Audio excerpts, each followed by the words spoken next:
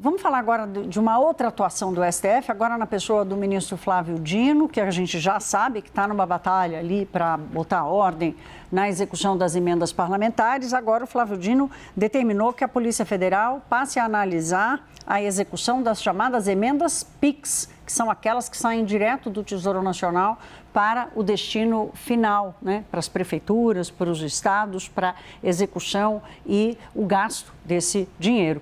Quem chega de Brasília, Carol Rosito, com as informações desse pedido, dessa determinação. Carol, boa noite para você, bem-vinda ao Hora H. Que pôr do sol maravilhoso na capital federal. Oi, Thaís, boa noite para você, boa noite a todos. Isso, quanto mais o tempo fica seco em Brasília, mais essa imagem bonita é possível a gente acompanhar, né? Ainda mais nas imagens também de Francinil do Palácio. Vamos lá, falar um pouquinho sobre essa questão que envolve mais uma vez o ministro Flávio Dino em torno das emendas parlamentares, né?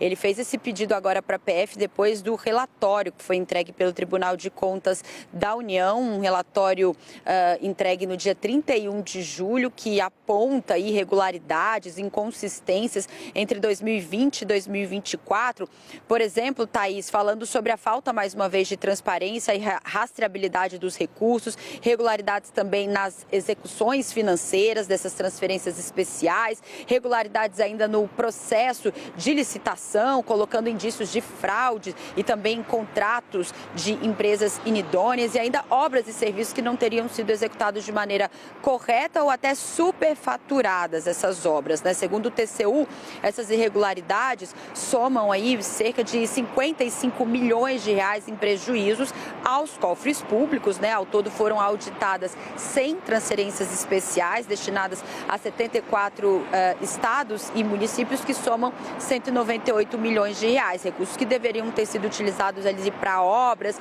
eventos culturais, esportivos e até compra de materiais de hospitais. Para Dino, há indícios concretos ali de irregularidades nas chamadas emendas PIX, como você lembrava, esse modelo dentro do Congresso Nacional de transferência direto para estados e municípios, sem a necessidade ali de um convênio, de um projeto prévio, né, para mostrar e demonstrar a fiscalização, rastreabilidade e transparência da execução dessa obra, o que exatamente atrapalha nesse trabalho. E foi nesse ponto que o ministro Flávio Dino voltou a fazer críticas novamente, né, dizendo que mesmo com as medidas anteriores, já em relação a bloqueios das emendas, a gente vem acompanhando esse assunto já há um bom período.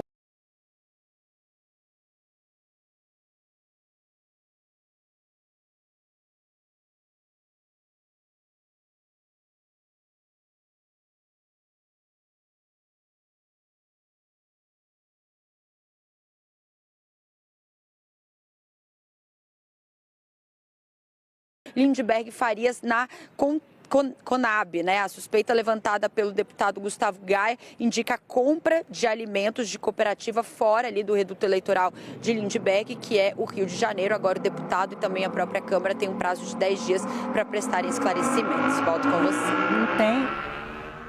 Obrigada, Carol. Boa noite para você. A gente estava aqui discutindo a cor do céu de Brasília, que é um céu limpo, não tem poluição, é a cor da natureza para o brasiliense. Obrigada, minha querida. Boa noite para você.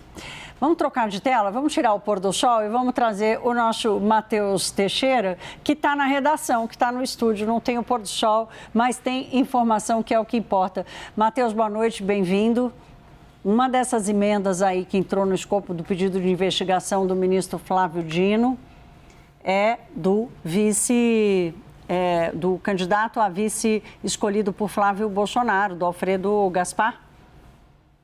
Exatamente, Thaís. A gente estava todo mundo na redação aqui tirando foto do céu, porque o céu de Brasília de fato é um espetáculo, mas vamos falar de notícia. O ministro Flávio Dino não menciona diretamente Alfredo Gaspar, candidato a vice de Flávio Bolsonaro, mas sim, a decisão dele tem como consequência uma investigação que pode ser aberta pelo Supremo Tribunal Federal para entender onde foram parar esses 6 milhões que Alfredo Gaspar destinou a um município do seu estado, Alagoas. Porque a decisão do ministro Flávio Dino se baseia no relatório do Tribunal de Contas da União, que inclusive a gente já havia mencionado ele aqui em outra oportunidade, que trata da tal emenda PIX, que é a queridinha dos deputados e senadores, porque é aquela emenda que não depende de convênio do governo federal para ser repassada e chegar lá na ponta.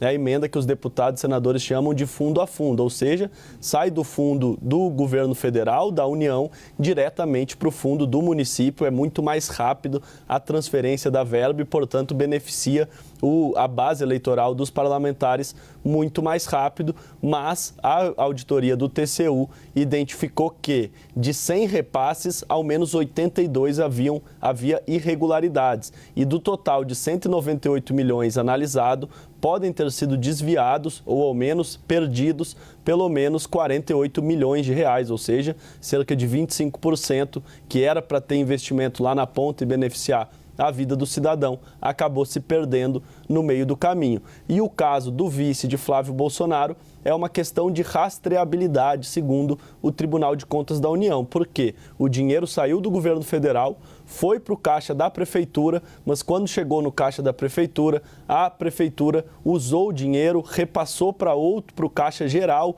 do município e, portanto, não tem mais como saber onde foi parar o dinheiro, se o dinheiro de fato foi investido no que era o propósito inicial, uma vez que os 6 milhões se misturaram com o orçamento geral da cidade e, portanto, perdeu-se a capacidade de rastrear onde foi o dinheiro, quem foi contratado, o que foi feito exatamente com aquela verba.